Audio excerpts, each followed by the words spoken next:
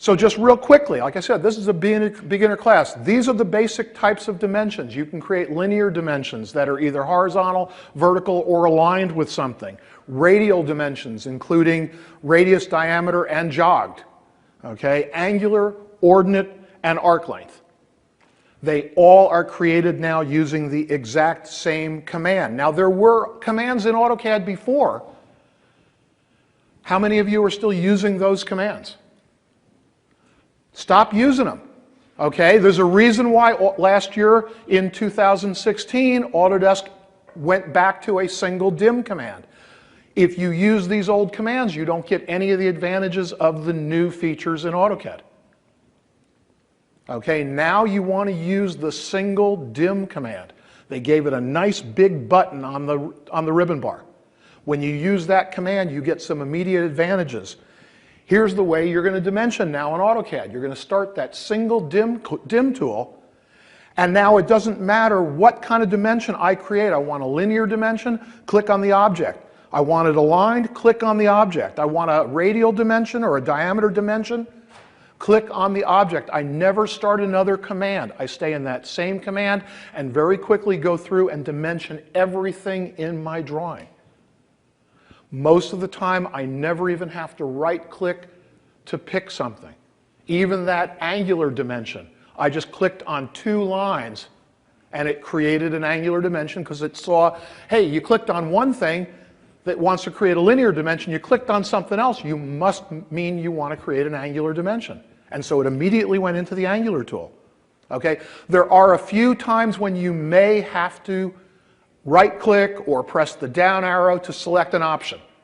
Because if you're dimensioning a circle, AutoCAD's going to assume you want to create a diameter dimension, whereas if you're dimensioning an arc, it's going to assume that you want to create a radius dimension. But maybe you want to put a radius on the circle, maybe you want to put a diameter on the arc. So you might have to tell it this is what you actually want to do. But 90% of the time, it's going to assume by whatever you're hovering over what kind of dimension you want to create and do it for you automatically. The other nice thing now is AutoCAD will put the dimension on the dimension layer. Whatever layer you tell it you want your dimensions to go onto, if you use the new dimensioning tool, AutoCAD will automatically put the dimension on that layer regardless of what your current layer is. Okay, so you don't have to manage layers. It's like the hatch command, right? We've had that tool in the hatch command now for 5 or 6 releases where you can assign a hatch layer, and it doesn't matter what layer is current, AutoCAD will put the hatch on the proper layer. Okay, again, real basic stuff. When you create a dimension, by default, AutoCAD creates associative dimensions. That means the dimension behaves as a single object. The dimension line, the dimension arrow, the dimension text is all a single object. You don't want to ever explode it. And by creating it that way, the dimension will react to whatever you do. So dimensions in AutoCAD, unlike dimensions in Inventor, are associative and they're annotative. And what that means is when you change the object, the dimension will update. So the dimension is all one object. You select it, you get grips all over it at the ends of the extension lines, the dimension lines, the text. But if you change the size of the object by grip editing, the dimension updates. Whereas in Inventor, when you change a dimension, the object updates. So in AutoCAD, the dimension is driven rather than driving. Right?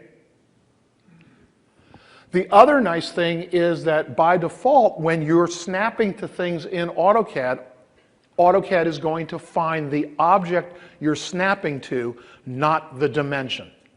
There's a checkbox now. Let's see if I can make my laser pointer work. Right?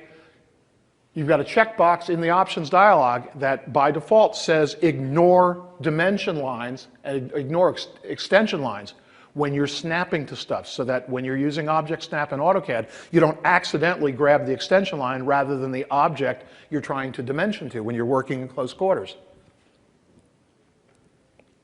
So the new dim tool, as I said, it was added last year in 2016, and as Autodesk likes to do, when they add a new tool, they make it very prominent, so you'll start using it. So the dimension tool is nice and big on both the home ribbon and the annotation and the annotate ribbon. And it's also got a nice little sunburst icon on it. By the way, anybody not on subscription now? Okay, so a couple. If you're on subscription, you're getting your updates to AutoCAD. So AutoCAD is now up to 2017.1. And I don't know if you've noticed it yet, but as new features start rolling out, there's going to be a little red dot next to anything that shows up in the ribbon that tells you that this is a new command. You can turn that on and off, but again, Autodesk is doing what they can to direct your attention to things in the ribbon when they start making changes or adding new features. So again, just to reiterate, we've got those old existing dimension commands, dim angular, dim linear, dim radius, dim diameter. They're still there, they're available in a pullout, but don't use them. Because if you do dimensioning the old-fashioned way, you won't get any of the advantages that I'm showing you this morning. A couple of things also to remember when you create your first dimension in AutoCAD, as long as it's an associative dimension, AutoCAD is going to create a layer called depth points, and it places some control points or invisible nodes on that layer. You can't delete that layer, you can't rename that layer. Anything you draw on that layer will not print, but don't use that layer for anything else. Just ignore it. But if you started a drawing and it's only got a 0 layer, as soon as you put a dimension in it, you're going to see it's got a depth point layer. So, let's talk about the dimension layer. Dimensions that you create using the new dim command will allow you to specify the layer on which the dimensions will be created. You've got a choice, just like you do with hatching. You can set it up so that it will place dimensions on the current layer, okay? Or you can set it up to place the dimensions on any layer that you specify. But when the dimension command, when the new dim command is active, in the middle of the command, you can create a new dimensioning layer on the fly. So if you haven't set your drawing up with using a template where you've always got one layer that you're going to use for dimensioning, and that's really the way you should do it, but if you haven't done that, right in the middle of using the dimension command, you can tell AutoCAD, you know what, put the dimensions on this layer. If you notice, there's an option right in the middle of the command, and you can just type an L, and AutoCAD will say, fine, I see that you want to tell me what layer the dimensions are going to go onto. And then you can either pick something that is already drawn on the layer you want to use for dimensions, and AutoCAD will say, fine, I'll put it on that layer, or you can type a layer name. And if the layer name you type isn't already in your drawing, guess what? It's going to create that layer for you on the fly, and that layer will take on whatever properties exist for the layer that had been current.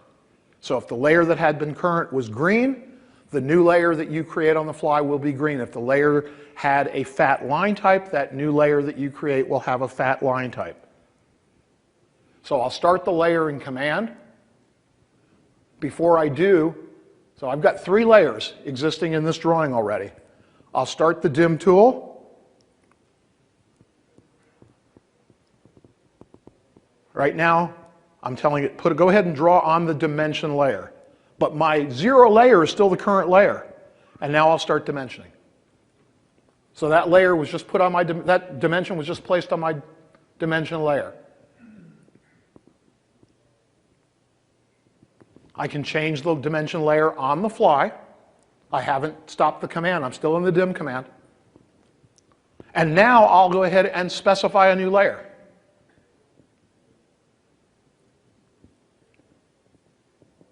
And I'll pick the layer that I had been using before, and so my next dimension will be placed on that green dimension layer. But if I use that tool again and I type a new layer name, and I'll call it, what do I call it? My dimension. The next dimension I create will be placed on that layer, but it'll use the properties of the current layer, which in this case was white with a wide line type. And then I can always go back and change that layer later. And notice that there's my def points layer that got created now as soon as I created that dimension. But then I can go in and I can change the properties of that new layer that got created.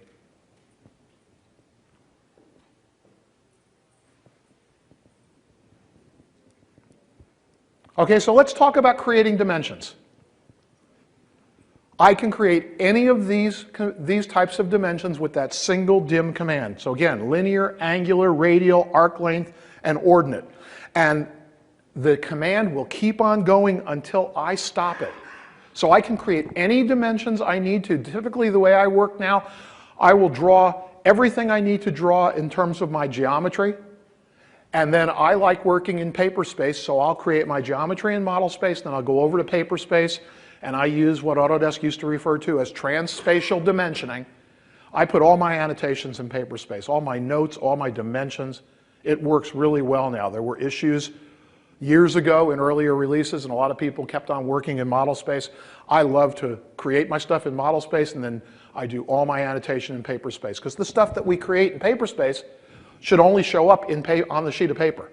And dimensions are one of those. If you draw your dimensions in model space, especially for working in 3D, which I'll do in a class later today, if you create your dimensions in model space working in 3D and then you create an orthographic projection, those dimensions are liable to show up on edge and you wonder, where'd this line work come from? So I create my dimensions on my sheet of paper. So we'll start with the most basic kind of dimension, a linear dimension. Linear dimensions are typically placed either horizontal, vertical, or aligned with an object. I had a student in a class last year. I was using object snap tracking to get my dimensions when I wanted to create a dimension that was horizontal or vertical along that angled line. So to create that dimension, I was using object snap tracking. One of the students pointed out to me, he said, "You don't have to do that. Just press the shift key." It forces when you're creating a dimension along something angled like that, and you press the shift key, AutoCAD says, oh, you want to create a horizontal or vertical dimension, and then it'll go back to horizontal or vertical depending on where you drag your cursor. I didn't know this. So I went back from AU last year and quickly put a video up on our website and up on YouTube showing how to do that. So now that's the only way I work with this. So again, I'll set my dimension layer.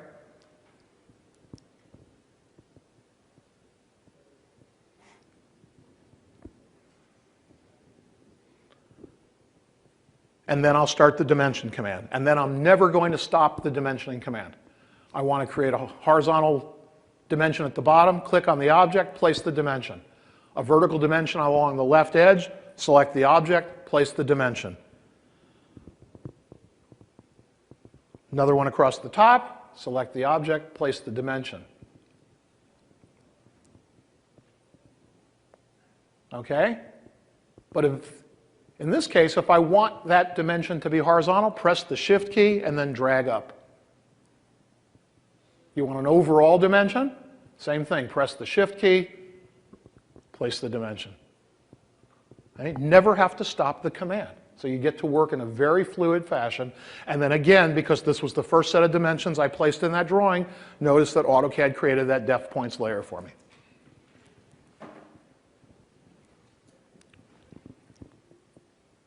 Okay, so here's one type of dimension that mechanical engineers typically create, a baseline dimension where you're placing a string of dimensions, each one from the same base point. The nice thing about this command is we've got a system variable called dim continue mode, and by default, the system variable tells AutoCAD to place any continued dimension or any baseline dimension on the same layer as the base dimension. So here, AutoCAD will actually override not only the current layer, not only the dimension layer that you specified, but it will place all of the new baseline dimensions on the same layer as the first baseline dimension you selected. So in this case, my dimensioning layer is this alternate dimensions layer, right? So if I place a new dimension, it's going to be placed on that dimension layer, but now I'm going to create a baseline dimension. So I just down arrow, select baseline, click on that baseline object, and I picked the wrong one, so I just say reselect, and notice that it's placing the baseline dimensions on the same layer as that dimension I selected as my baseline start, even though it's not the current layer and it's not the current dimensioning layer. Because typically, if you've got different layers for different types of dimensions, you want to place those baseline or continued dimensions on the same layer as the one you started with. And this works with continued dimensions as well. So architects, I'm an architect by profession, we typically dimension this way. Right? We use a continued dimension where we're placing a string of dimensions along, say, a sequence of walls. But it's the same command and same functionality. We've still got this dim continue mode. I'm still just going to start the dim command. So again, here's my overall dimension, and it's being created on my current dimensioning layer, but I've got this guy over here, and when I select the dim continue, notice that it's placing those dimensions on the same layer as the dimension I selected to continue from, because by default, that's the way AutoCAD works. If you don't want it to do that, you can change the value of the dim continue mode system variable. Okay, angular dimensions. So an angular dimension dimensions the angle between two non-parallel lines, or the angle subtended by an arc, or the angle formed by three selected points. And the neat thing about this dim command is that if you're dimensioning between two non-parallel lines, when you click on the first line, AutoCAD says, oh, I see you've clicked on a line, I think you want to create a linear dimension. But as soon as you click on a second line, it goes, oh, well, that's not what you meant. You're dimensioning the angle between those two lines. So it'll do that by default. So to create this dimension, right here, all I had to do was click on that line and click on that line. To dimension the angle subtended by the arc, this is when I need to hit the down arrow or right click and tell AutoCAD, no, I want to create an angular dimension, because when I click on that arc, what kind of dimension is it going to create by default? Radial. Yeah. Okay, so again, the dim command is active, so here I place a radius and a diameter dimension. But now I want to dimension that angle. I click on the first line and it wants to create a linear dimension. I click on the second line and it immediately realizes what I'm trying to do and goes immediately into the angular dimension. Right? And then back to creating a diameter, but now when I click on that one, it wants to create a radius. And so I down arrow, select the angular option, and measure the angle subtended by that arc.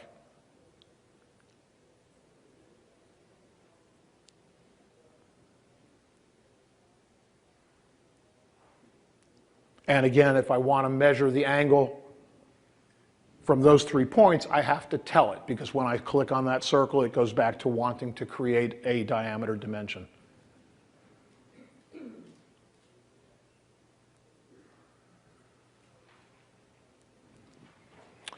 Okay, how many of you know that you can create baseline and continued dimensions as angular dimensions? Okay? All right, it makes perfect sense, right? You want a dimension. In this case, I'm going to create a series of baseline dimensions that measure the angles to each of these offsets on this. I forgot what this shape. What is this? A cam? Thank you. Yeah. So something we do all the time. Right? I'm in the middle of the dimensioning command, and it's placing dimensions on whatever my current dimension layer is, but now I'm going to do a baseline dimension, and because it saw that I selected an angular dimension, it's going to create angular baseline dimensions, and it's going to place them on the layer of the object that I selected, even though that's not my current layer and it's not my dimensioning layer. right? So it works with baseline dimensions, and it works just as well with continued dimensions. So if I want to dimension the angle between all of these holes around this wheel hub, again, maybe I want to place a linear dimension to show the diameter, so it's going to place that dimension on my dimensioning layer.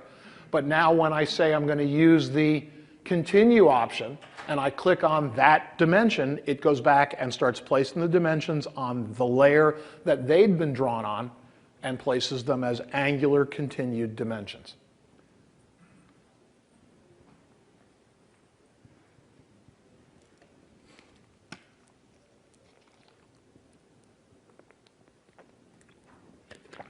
Okay, radial dimensions. So radial dimensions measure the radii or centers of arcs and circles, and will optionally create a center mark or center line. Okay, so whether or not it creates the center mark or center line is based on the current dimension style. Now, in a few minutes, I'll show you the new dim center command, because now we finally have a tool in AutoCAD that will let us create dimension center lines and center marks that make sense when we're doing mechanical drafting to be able to actually show a center line or center mark. But when you're creating a radial or diameter dimension, by default, AutoCAD will put a little tick mark in the middle. And it is associative now. In the past, it wasn't associative. That mark that it places in there now is associative. If you do something to move the circle, that center mark will follow with it. Okay? But the size and appearance of that center mark is based on the dimension style you're using when you create your radial or diameter dimension. Also, it's going to have a diameter symbol, typically, if it's a diameter dimension, or an R if it's a radial dimension. Again, that's being controlled by the dimension style. So you still need to go in and adjust dimension styles if you want AutoCAD to do something other than what it does by default out of the box. But when I start my dimension tool, and again, I'll start placing some linear dimensions on this object, when I'm ready to dimension the diameter of that circle, all I have to do is click on it. AutoCAD automatically sees that, hey, it's a circle, probably wants to be a diameter. Hey, it's just a radius. It probably wants to be a radial dimension. There's where it gets controlled. It's part of the dimension style, and you can choose either mark, center, or none. And if you change it, it'll update in the drawing because it's part of the dimension style. And if you move the circle, it now is associative and the mark will move along with it. Okay? Make sense? So here is one where I'm going to have to tell AutoCAD what I want. Because by default, if I want to measure the arc length, AutoCAD's going to see me click on that arc, and it's going to assume that I want to create a radial dimension. So I'm going to have to either right-click or press the down arrow to bring up my little drop down and tell AutoCAD, no, in this case, I actually want to create an arc length dimension. And again, by default, it's going to create this little hat symbol or cap symbol. That's controlled by the dimension style. And the one thing you'll notice that after you create an arc length dimension, the next time you go to place a radial dimension, AutoCAD may assume that you want to create another arc length dimension. So this is one of those instances where once you've told it you want to do one thing, you may have to tell it, okay, now I'm back to creating radial dimensions.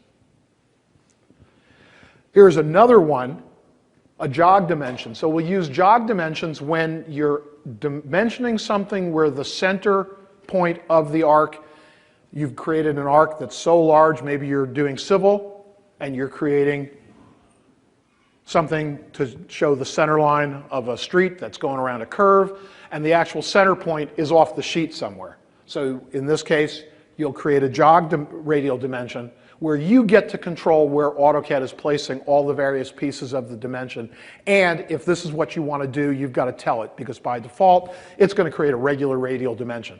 So you need to say, no, no, no, I want to create a jogged radius dimension. All right, so it wants to create a radius dimension, but I can just down arrow, tell it, no, I want to create a jog dimension. And then I've got several picks. I pick the object I want to dimension. I show AutoCAD where I want to place that center point, and then I can place the dimension and control where the jog is. So 4 different picks.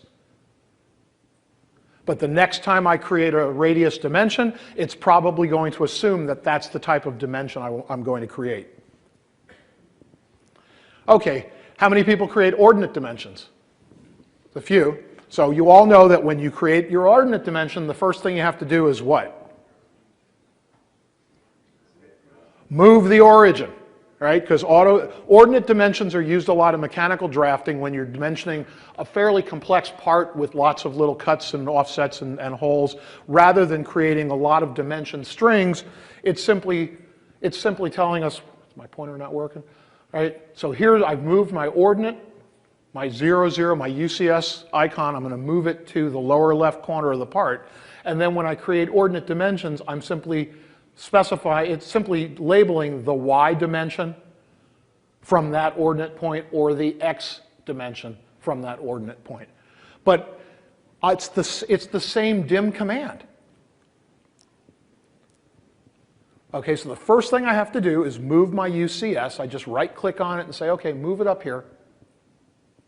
And then I'll start the dim command. So I can place some diameter dimensions on the object, but then I'll say, okay, now I want to create a bunch of ordinate dimensions. And all I have to do is click, click, click, and position them. And notice it'll automatically create jogs, so if I start dimensioning in a fairly tight location, like around that notch, I can move my cursor over and offset that dimension. And you notice I'm not being very careful about getting everything nicely aligned, because the dimension command's also got a nice feature that after the fact will let me align everything and space everything. So I don't have to necessarily be real particular when I'm placing the dimensions. I can work very quickly and place the dimensions I need, and then while the command is still active, I can clean it up. Okay, so now let's talk about something that got added in 2017. Center marks and center lines. So how many of you have used the new center mark and center line features in AutoCAD? Wow, so like 2 or 3. Right? This is cool stuff because we've wanted to do this for years and it was never available. So this is not the dim command, this is the center mark command, new in 2017. So we'll use this to add, instead of using the dimension style to add the center mark at the center of the circle or arc, if I'm actually placing center marks on a lot of holes on a plate, for example, now I'm going to use my center mark command. The center marks are associative to the object that you place them on and will size themselves to fit the object on which you're placing them. And this is different than what you create with dimensions. And you can control the spacing of these various lines. So there's all sorts of system variables associated with this. There's like 6 or 7 new system variables associated with these new center marks. So there's a center cross system variable that will control just the size of that little cross in the center. There's a gap, center cross gap system variable that's going to control just that little gap between the cross and the dimension line. And then there's a center EXE that controls how far that cross or that center mark is going to extend out beyond the object. And after you create it, there's a bunch of grips that you can then use to grip edit those to make your drawings look the way you want them to look.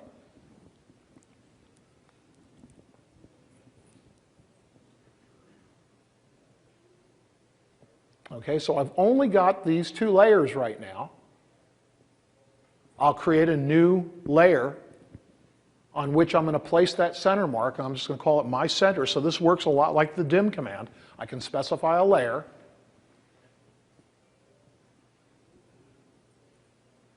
There's my new center mark tool. Again, Autodesk gave it a nice big button because it's a new tool.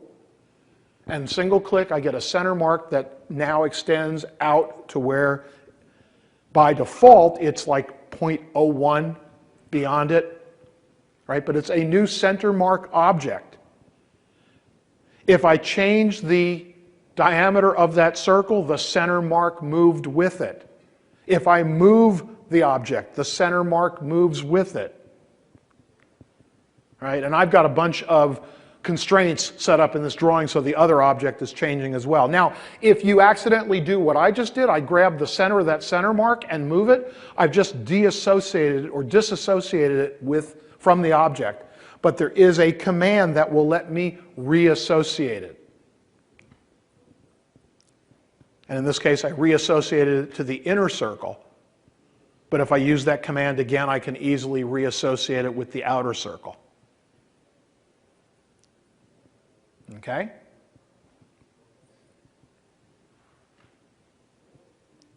And then there's a second command for creating a center line. So we use a center line to show where the point of symmetry is when we're working on objects. So here's my new center line. And you'll see in a minute when I run the video, when you start this command, AutoCAD prompts you to select two objects. And if I click there and there, it will create a center line that bisects the angle between those two objects and extends for the length of that object plus whatever the center EXE. So we've got some fewer system variables because there's a simpler object than the center mark, but I've got a line type that tells me, and by default it's the Centerline 2 line type. So if that line type is not currently loaded in your drawing, AutoCAD will automatically load that line type. I should have pointed that out for the center mark. Same thing. There is a new center line type system variable. And if your prototype drawing does not include the center 2 line type, it will automatically go out and find it and load it into your drawing and use it for creating the center lines and center marks. And then you've got in this case, the only system variable that really applies other than the center L type is the center EXE, which controls how far that center line overshoots beyond the object that you selected. So again, if I click there and there, this portion is the calculated length, and then this is the overshoot. Is that a model space? Excuse me? Is that a model space or paper space? The question was, is this in model space or paper space? In this case, I'm doing it in model space, but I like to dimension in paper space. Now, this is a situation where the center line or center mark, I might create in model space, but it'll work just as well in paper space. Okay, so again, there's my new center line tool, and AutoCAD prompts me for the first line, and prompts me for the second line, and automatically creates that center line. And that center line is associative. It is a new object. It's associative to the drawing. I can grip edit it.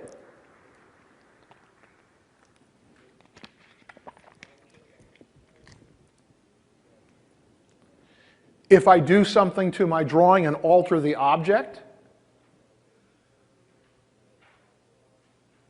it will remain associative to that object.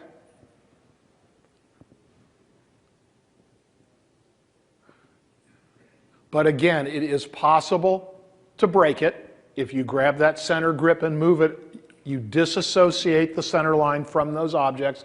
But there is a command that lets you reassociate it back if you accidentally disassociate it.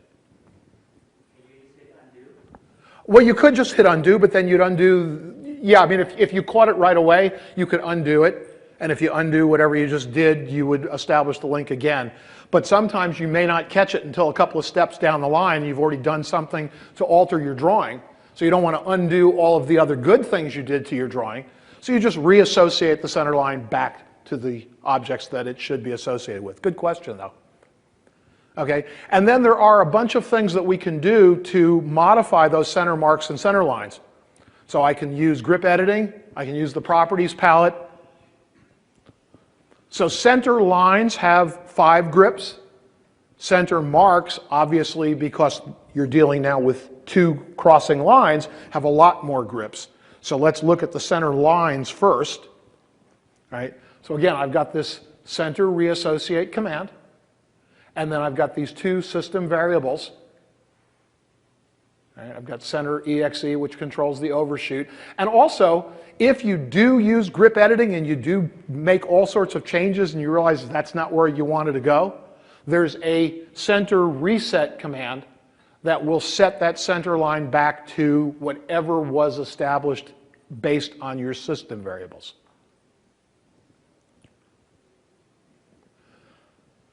When you select it, these are the grips, you get these 5 grips, so there's that center grip. If you grab that one and move it, you're going to disassociate the center line from the objects. But you can grab the square grip at either end, which controls the grip length, but the real one you want to grab is the triangular one. If you grab this one, you disassociate that endpoint. So when you use the center reset, it will not set it back to that point. But if you grab the triangular grip and pull that out, you're changing center exe, but AutoCAD still remembers what the center exe value was. So if you use the center reset command, it'll put it back to whatever center exe was. And notice you can actually see them in the properties palette. So you can change those values in the properties palette as well. When you're dealing with a center mark, now you've got a bunch of grips because you've got a square grip and a triangular grip at the end of each one. And again, that center grip, you don't want to click and drag that one because that'll break it. But notice that you've got the ability to control the triangular grip separately at the end of each line. And you can control the size of that cross, because that's a system variable. And you can control the size of that grip, because that's a system variable. Notice that by default, AutoCAD's adding a little X on there. You all know what the X means? Right? It's relative. You're not specifying an absolute value for the gap, you're specifying a relative value. So if I change the size of my cross, the gap will update to be relative to that, and it's based on paper space, and it's based on your annotative scale. So if you're using annotative objects, and I do work almost exclusively now with annotative text and dimensions, because I don't necessarily know the size that drawing is going to get plotted at. This way, whatever I pick for my annotation scale, the relative size of that cross and that gap will be based on the scale that I eventually plot my drawing, not some absolute value that I assumed when I first got started. So if you select the center line, you've got these various grips, and AutoCAD will tell you the length, and that's my center exe value. And if I click and drag, I can change that. Right? So if I drag it out, I can enter a value. Let's make it 1.5. Go back to the properties palette, and that value at the end has changed. So I can control it. I can grip edit it and do it visually. I can grip edit it and enter values. I can go to the properties palette and change it. Center marks, a lot more system variables because I can control it separately at each end.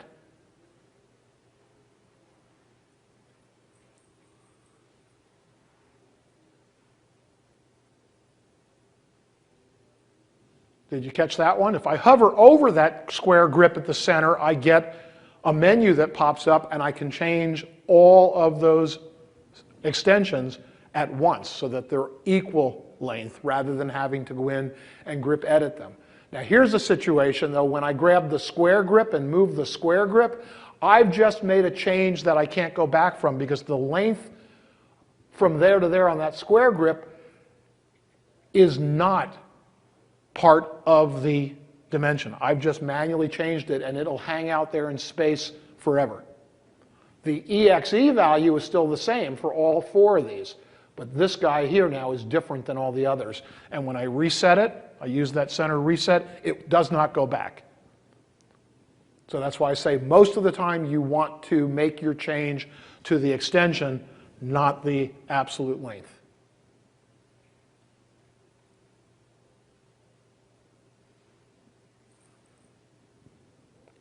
Right? It's hanging out there now a whole lot longer than the others. Okay, we're a little more than halfway through, still a lot more to cover there. Let's talk about adding and modifying dimension text. So this is a little different than the dim command. You all know that the dimension text gets created automatically and it's a kind of M text. But if you need to add something else to that dimension, there's where the actual dimension lives. It kind of looks like a field. You don't ever want to change that, but if you move your cursor ahead or behind that field, you can add other text to that string of dimensions. So maybe you're dimensioning 4 holes, you only want to place a dimension on 1 hole, all the holes are the same size, so you just want to say typical. All right, so I can add my parentheses and TYP as a suffix to that dimension. And then you can also control what that looks like using your M-text editor. So when you're placing a dimension using the dim command, once you've told AutoCAD where the dimension is going to be in the context of your drawing, there's one more click that is possible. If you simply click the last time, it's going to place the dimension where you want it, place the dimension string where you want it, using the style that's been set up for that dimension. But if you want to go in and make a change, you can then select one of these options, text, M-text, text angle, and you can change the actual text, you can change the actual dimension text. I don't recommend doing that, so, right? Or you can change the angle at which the dimension has been placed. So I'll start my dimension command, and let's say I want to place the dimension for the diameter of that hole. But I've got 4 holes on there, so it's going to be typical. All 4 of them are the exact same size. So I say 4 holes, I moved my cursor to the beginning of the string and placed a prefix, and then moved it to the end of the string and used a suffix. And I'm in the middle of the M-text editor, so I can change the style, and then I'll place that dimension. And the nice thing is, I also created some constraints, so all 4 of those holes are constrained so that they're equal. And if I change one, I change them all, but my dimension updates, but the suffix and the prefix and suffix remain, because they're part of that string. I can also modify the individual dimension components. So again, dimensions in AutoCAD are driven. They're associated to the objects that you're dimensioning. If you change the object, the dimension will update to reflect the new size of the object. Okay? This is not bidirectional. Now you can make it bidirectional. Do you know how to make that bidirectional? Anybody? Okay, you saw me use constraints, right? I used geometric constraints to tell AutoCAD that all 4 holes in that plate were the same size. That way, if I changed the size of one of them, all 4 changed. You can also create dimensional constraints. Dimensional constraints drive the underlying geometry. Typically, dimensional constraints do not show up when you print or plot the drawing because they're only driving the size of the objects. Most people then go over into paper space and place dimensions, but you can make a dimensional constraint an annotative constraint. So it can be both driving and a dimension. Then, if you change the dimension, the object will update. But 90% of the time in AutoCAD, what you're working with when you're dimensioning is an annotation.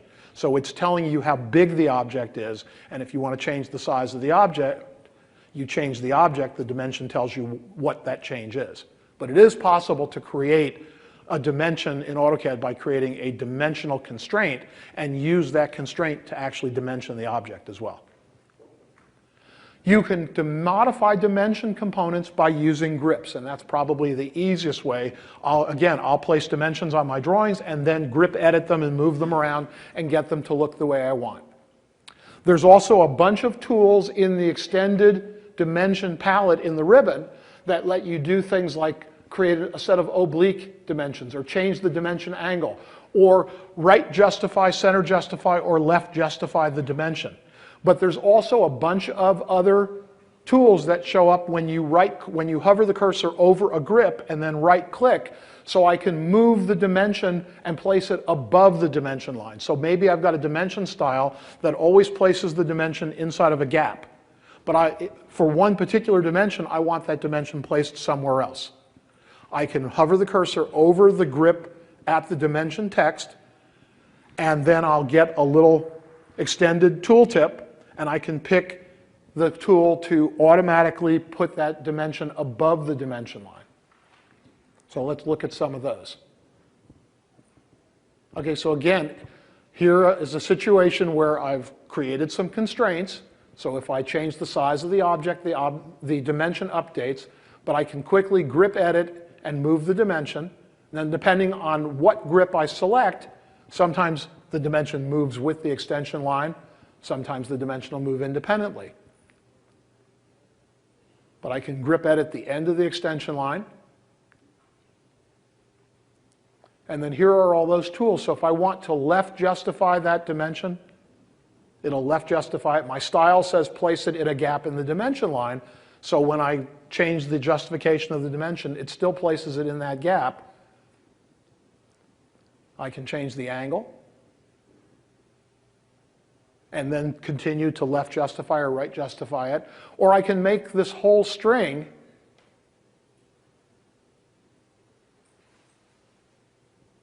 maybe for some reason I want to set an oblique angle and just offset all those dimensions somewhere else. I'll undo that one. Okay, but I want to move this independent. So let's just move the dimension all by itself. Okay, so I can do that. It's still part of the dimension, or maybe I really want to have a leader on it. You start dimensioning in really tight quarters, that's what you want to do, right? You've got a little tiny gap. Let's pull an extension line off and put the dimension somewhere else.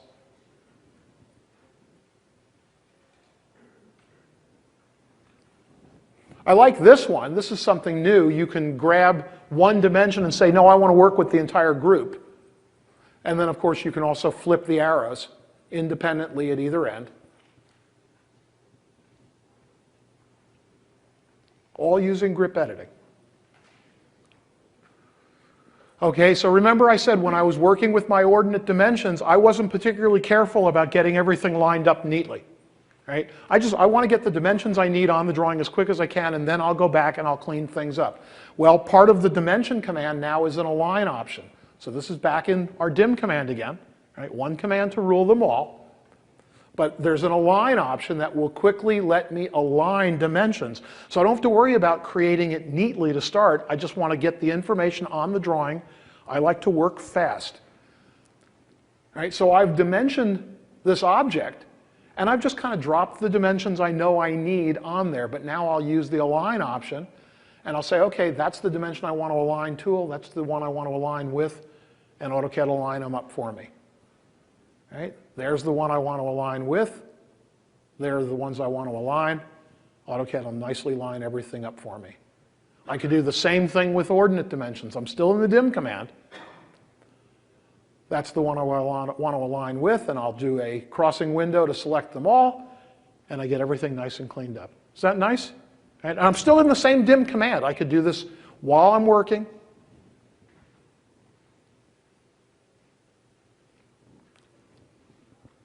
Okay, here's another one that you can do in the middle of the dim command. I created a bunch of dimensions, and I don't like the spacing between them anymore. So there is a distribute option that will automatically redistribute the spacing between the dimensions to clean them up for you. And again, it's all part of the dim command. And this one's pretty cool. Right? So I've placed that overall dimension, and the spacing between them is wrong. So I'll redistribute this. I can either make them all equal. So in this case, it's just going to even them out between the first one and the last one. Or there is a dimension spacing variable, and AutoCAD actually tells you right there on the dimension line what that value is. Again, it's controlled by the system, by the dimension style. You can override it. The cool thing here is, how many times have you ever done that? You change the annotation scale, and now your dimensions are all messed up. Right? But I can restart the dim command and say, fine, just distribute them again.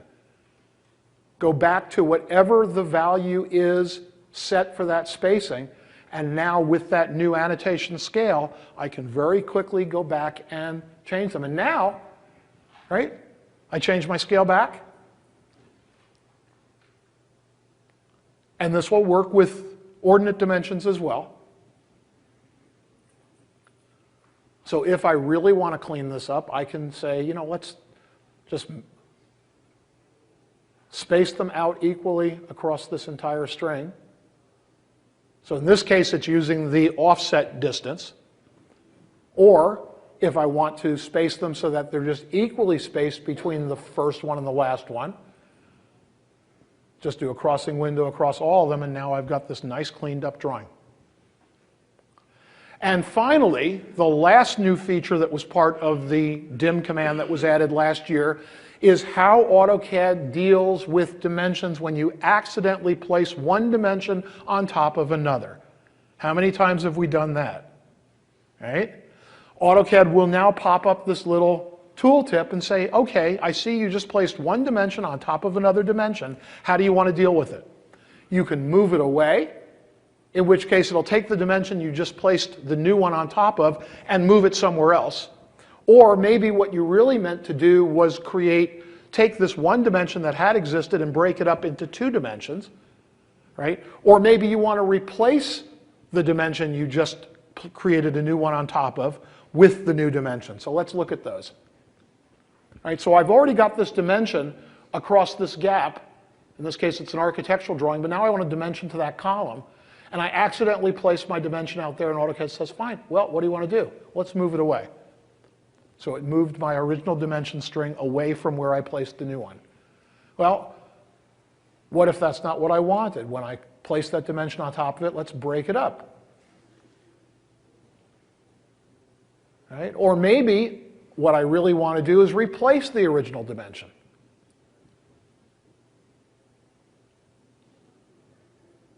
Okay, or of course, it might be a situation where I'm going to go clean it up manually later. So I can also tell AutoCAD to simply ignore. And now it's up to me to clean it up. Cool? And then there are a bunch of other tools in AutoCAD for when you're creating the odd dimensions. So here's the situation if you're doing steel detailing, you don't want to draw the whole length of the beam. Right? So you're going to draw the beam and you're going to put a cut line on the beam. Well, that dimension is no longer the real dimension. Right? Because now you're just doing something representative. So for God's sakes, you don't want a real dimension line. You also want to put a break in the dimension line. So there is this dim break, or actually this is a dim jog. Right? So we can create a jog line in the dimension string. Or maybe I've placed a whole bunch of dimensions over an object and I don't want these dimension lines to be running over the object, so there's a dim break tool that will automatically create these gaps in the dimension line where they cross either the object you're dimensioning or they cross each other. And there's all sorts of manual ways to do that, but there's an automatic function, and if you just do a window or crossing selection across the whole thing, it'll automatically create that gap for you. And then, how many of you have, I'm going to jump out of this for just a second and go back over into AutoCAD. So it's, like I said, I like to work in this mode where I've pre-canned everything because it gives me a chance to focus in. But how many of you have had this happen when you go into a drawing and you select something to make a change and you get this? Can you all see it? Right? Do you like that? You can make that go away. Do you know how to make that go away? Right? There's a system variable. And it's one of the hardest ones to remember. It's called selection anno display. Don't you love autocomplete? Because now you don't have to remember the names of I think we're up to like 900 system variables in AutoCAD. I don't want to have to remember all that. But there's a system variable called selection anno display. And by default, selection anno display is set to 1. And what that does is it tells AutoCAD that when you select an annotative object, show it in every single scale that it's been set up to display in. Because remember, when we're creating annotative objects, objects that change size when you change the scale of the drawing, objects can be displayed at different scales and in different locations depending on the scale of the drawing. We did that when I changed the annotation scale of this drawing. But if you don't want to see all those other representations, change selection anno display to 0. Now when you select that, you only see the representation at the scale that you're currently working in. Right? I don't see that extra representation. But if I go over into my annotation scale and change the annotation scale back to 1 to 4, right? And here is where I start my dim command again. And I down arrow and I say, okay, I want to distribute. And we're going to use the offset value. That's the base dimension. There are the others. And it very nicely changed all those for me. Right? And then if I go back again and change my annotation scale back to 1 to 2, I'm back to the original representation. But I don't, when I select it, I don't see all of those other scale displays.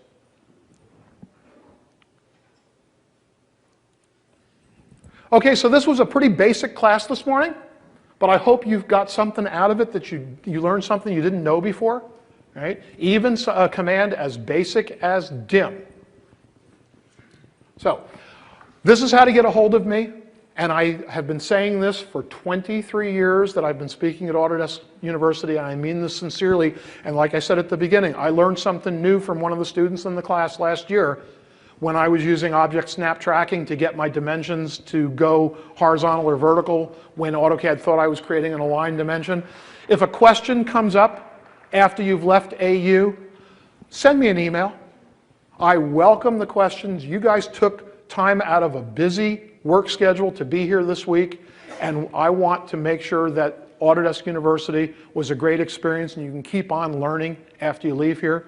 So if you've got issues, you run into something in AutoCAD, I've been using AutoCAD for 33 years, started with version 1.4.